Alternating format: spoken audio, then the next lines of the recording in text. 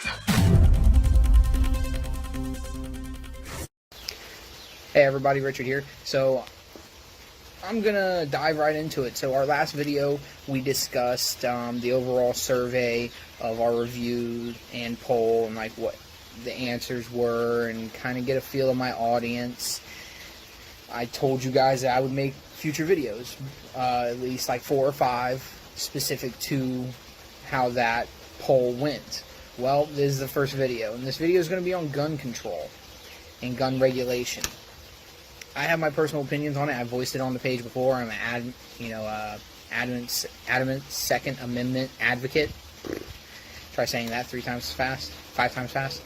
I'm not gonna lie. When I started doing my research, I was in for a little shock. It's very easy for your bias, because we all have a bias, right? It's very easy for your bias to dictate the results you get. So, at face value, these statistics can be fairly simple, but when you look at them more in depth, they're not. So, number one question: does gun control work? Do gun regulation, gun laws, gun restrictions work? I used to always think no, because then you hear about like Chicago being the most strict and like crimes and whatnot being, not a big deal there. That's not the case. So, if you look at the gun score, or the gun, it's basically they give them a rating, usually an A through an F, but then they're ranked for all the states. You look at all the top rated ones. So I picked about 6 states here, because these 6 states are in the lowest for gun violence, like gun-related deaths via homicide or suicide. I looked at these 6 states, and they rated in the top 10 for gun laws, or like restrictions. So the higher the score, the worse the gun laws were, like the least strict. When the lower the number, the more strict they were on gun control. So all of these 6 states all scored below 10, which means they are really strict on gun laws, and that's Hawaii, Massachusetts, Rhode Island, Connecticut, New Jersey, and New York. Okay, these other states it looks like I have 7 states on here as states that ranks like the worst for gun deaths, and they're in the bottom 10 and bottom like 15. The 2 of them are in the 30s for gun regulation and gun laws. So when you look at that statistic, when you look at those states and you look at how they have the states with the more strict gun laws have less gun deaths and gun violence and gun suicide. So someone saying gun laws work, statistically it's right. Statistically they are correct. But I believe they're factually incorrect. Why do I think they're factually incorrect? Because then I looked a little deeper. So these states are rated and organized, given a number 1 through 50 on murders, ranked there. And then they're ranked on suicides. In this one, the higher number means the less gun deaths per capita. So what you would see is like a place like Hawaii is the 5th most strict state in gun laws, which means they're ranked 50 in gun homicides and 47 in gun suicides. So suicides that involve firearms and homicides that involve firearms, they are the lowest ranked. They're literally out of 50 for homicide and 47 out of 50 for suicide. So that fact right there, you're like, wow, gun control works. Because then you look at somewhere like Arkansas, which, by the way, basically what I got from all of my research that I'm about to cover in this video. Don't move to Arkansas. To my battle buddies that live in Arkansas, bro, if you need a couch, I know I'm about to have a baby, but like, you can sleep on my couch. Holy shit. So Arkansas is rated 40 out of 50 for gun regulation, which means they're not that well regulated. Their laws aren't that strict. They're ranked number 8 for homicides involving firearms and 8 for suicides involving firearms. And I was like, holy shit. So statistically, you're looking, gun laws work. You know, the least amount of gun regulation they have, the more deaths and suicides they have. And I was like, well, maybe there's something more to it. You can't just stop there, right? So I started looking more in depth. There's a few outliers, but for the most part, the states that had the high death and suicide rate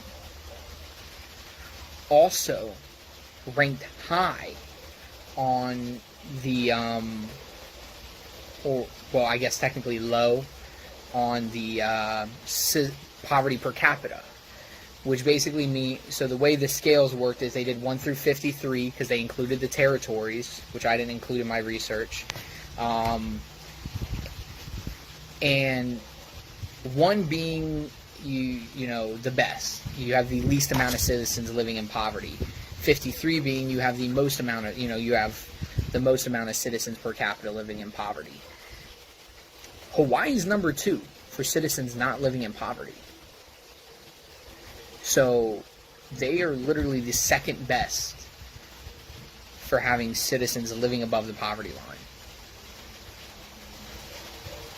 Okay, then let's look at Arkansas.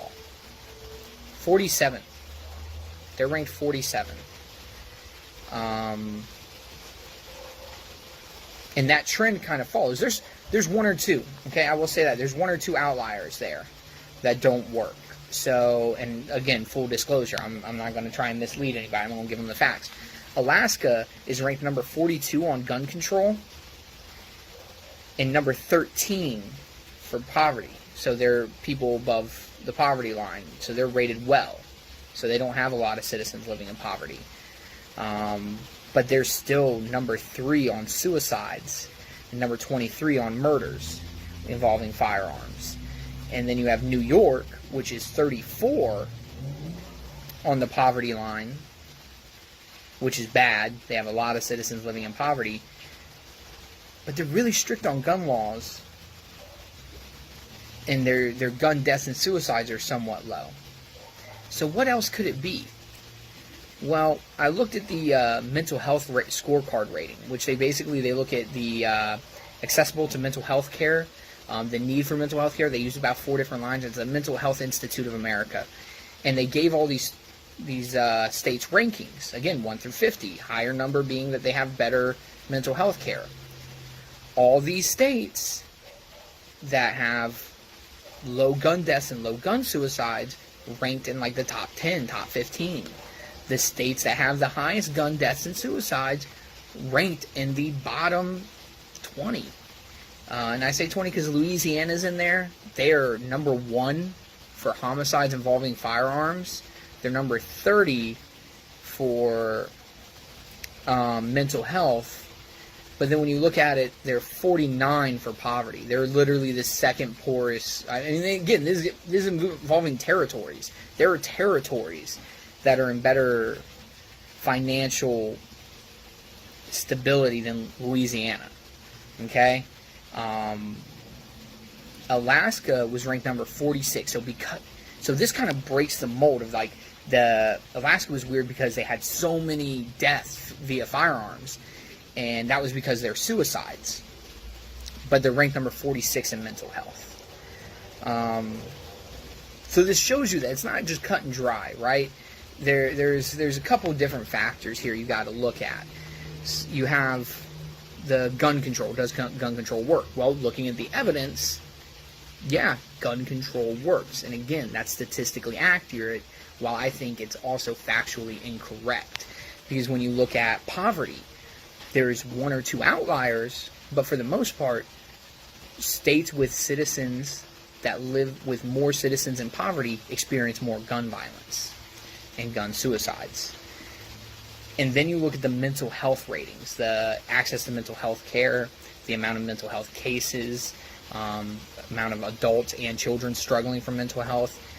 You notice the states with the worst rating and the high, the higher amount of mental health cases and the lower amounts of mental health care access, they have more suicides and murders per, capita.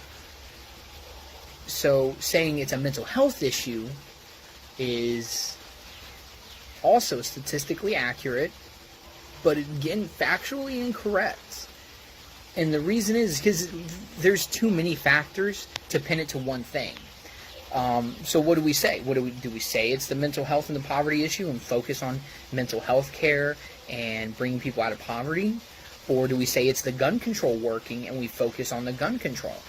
The way I look at it is, if you're wrong, which one's better? So if you're wrong and it's not gun control, if gun control doesn't work, it's the mental health and the poverty, but you address the gun control issue and put more restrictions, more limitations, and went California on it.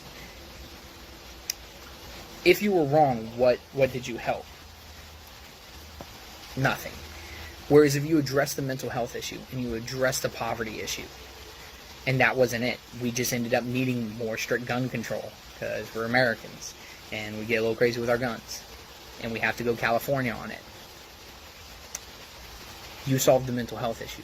I guarantee you will see a quality of life spike. You will see less suicides and less gun deaths. Maybe not to the rate you want, but I guarantee you'll put a big dent in it and overall better us as a country. So my opinion is, let's address mental health, let's address poverty, and then if that doesn't work, let's go California on it. Fuck it, let's address the gun issue, the elephant in the room. Maybe not California because they're a little crazy, but you know what I mean. Like let's buckle down and figure something out. But let's address the mental health and the issue we have with poverty in America. On the lighter side, I do want to point out that we are in a downward trend from 1968 to currently for murders via firearms. Okay, it has gone down. We are also, out of all the countries in the world, out of 230 countries, I believe it is, we're ranked number 94. That's not a bad ranking. I know it's like, dude, that's not a good ranking either. Yeah, you're right. We're in the top half, but I don't know. I still think it's not that bad for a well-established, large, diverse, and all-encompassing country like we are. A little bit of a sadder note: suicides double murders. Homicides involving firearms, and then suicides involving firearms. Suicide, the amount, just flat numerical amount in America. Not like saying obviously per capita, since we're looking at the same country, it counts too.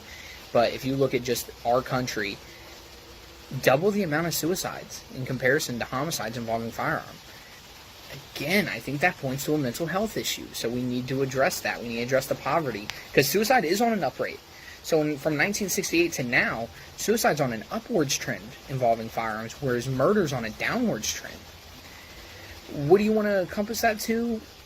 The more strict gun control, the better health care, or us trying to work on health care and poverty.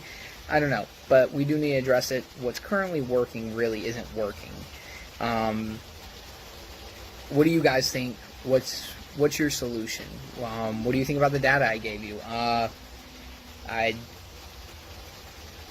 don't even think I named the states for the worst. Sorry, I don't think I told you all the states. For the worst states, it was Alaska, Alabama, Montana, Louisiana, Missouri, Mississippi, and Arkansas. Wow. They're horrible. Mississippi's Mississippi's number 2 for homicides involving firearms, and they're all really low on the mental health scorecard, which means they scored horribly, and they're really, really bad on the poverty line, except for Alaska. Montana's not that bad. Montana's 29, but their suicide rate is so high because their mental health scorecard is 43. So just because you have a lot of citizens not living in poverty doesn't mean those citizens have access to the mental health care they need. So we do need to address that. You guys, tell me what you guys think. Let's go that route, and let's figure it out. I'll be doing another episode probably tomorrow. I don't know what I'm going to be tackling. In the comments, let me know what you want me to tackle, what discussions you want to have, and we'll go from there. Appreciate you guys tuning in. Have a great day.